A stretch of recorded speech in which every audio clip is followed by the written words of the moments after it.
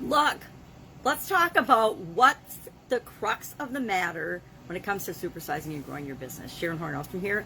And over the years, working with business owners and entrepreneurs and startups and all different levels of business, people that want to grow their business, I've discovered that it comes down to about a handful of things that are in the way of building and growing and supersizing your business. And the crux of the matter, usually the heart of the matter, is the one thing that is preventing forward motion or momentum or progress from being made.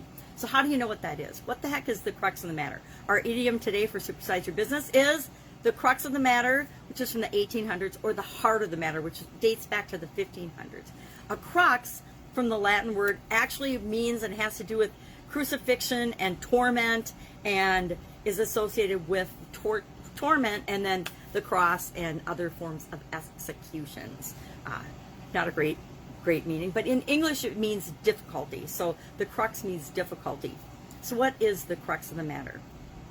If we pay attention to what things mean, and especially notice what they mean to us, we realize that the crux is the same as the core, the most important part, the most important point of an issue or part of an issue, that pivotal point that once we discover it and we take care of that the core root cause of a problem, once we solve that, everything else falls into place. So my question for you today is, what is your current challenge? What is the 1 or 2 or 5 things that you believe are holding you back, that you think are just stalling your progress, stalling your growth, stalling your forward momentum as you grow and create the business that it is that you want to create?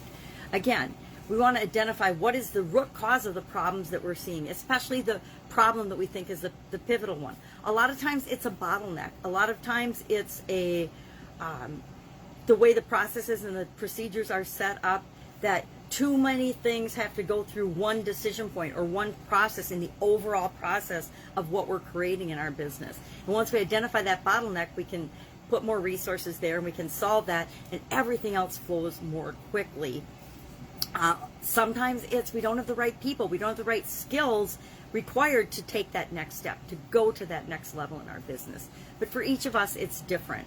We want to make sure that we're finding what really is it that's going on. Is it COVID-19, or is it that we weren't prepared for the massive challenges and changes that came to our business with respect to COVID-19?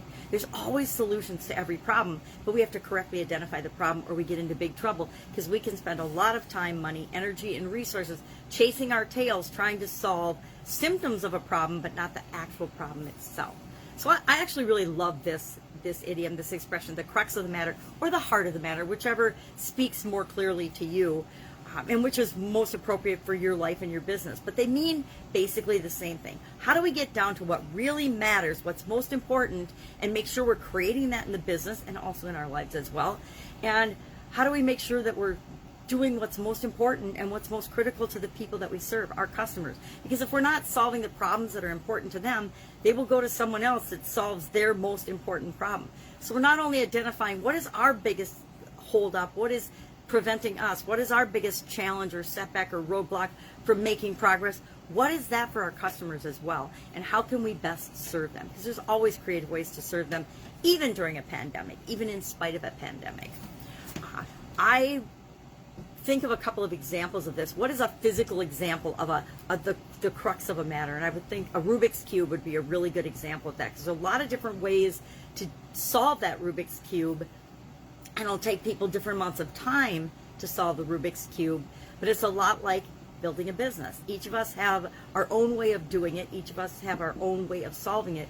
And there's quick and easy ways, there's guides, and there's cheat codes, and there's, I'm sure, problem solving on the internet. You can probably go how to solve the Rubiks Cube and ask that on one of the search engines, and it will tell you step by step how to solve the Rubiks Cube quickly. Same is true with building and supersizing and growing our businesses. There's information out there of how to do it. It's just a matter of figuring out where you are in the process, what you need to do, what your next step is, and then actually taking that next step, or asking for help if you need that help. There's lots of resources in the world that can help us do whatever it is we want to do. One of the fastest, easiest ways to get what you want is to model somebody that's already done what you want, and use them as a guide. your journey won't be exactly the same, but you can use them as a guide to help you along the way. So curious, your experience with this particular idiom. I don't know if I've ever said to anybody, well, this is the crux of the matter. I'd have to really think about it and think if we've had that conversation. I'm sure I've said the heart of the matter before, or I definitely discussed root cause versus symptoms and problem-solving decision making, and that it's important that we have systems and tools and strategies and processes and procedures in place.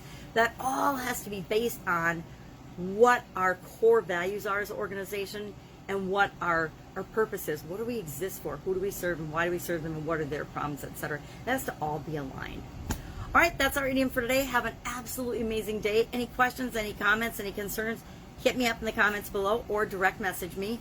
Otherwise, I will be with you tomorrow with another interesting idiom. What does it mean?